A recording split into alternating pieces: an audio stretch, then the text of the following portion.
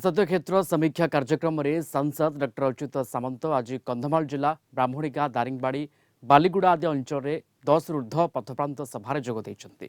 Doctor सामंत लोकों समस्या बुझा सहित तुरंत समाधान करते। अवसर में से मुख्यमंत्री नवीन पट्टनायक विकासमूलक कार्य संपर्क में लोकों सहित आलोचना करते।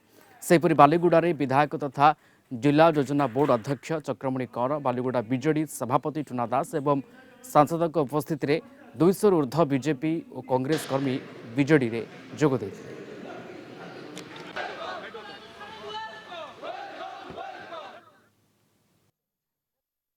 माननीय मुख्यमंत्री विकास कार्य को सहित आलोचना करी। अवसर में मुझे बहुत खुशी दारिंगबाड़ी पंचायत समितिर जो सभाटी ये ब्लॉक हेडक्वार्टर होती जोगदेली वीडियो टू आरंभ करी ये पंचायत समितिर अध्यक्ष समस्त अच्छा अन्य सभ्य अच्छा सहित दारिंगबाड़ी किपर विकासमूलक कार्य आहरी त्वरान्वित कर माननीय मुख्यमंत्री दृष्टि आकर्षण कर आलोचना कलु।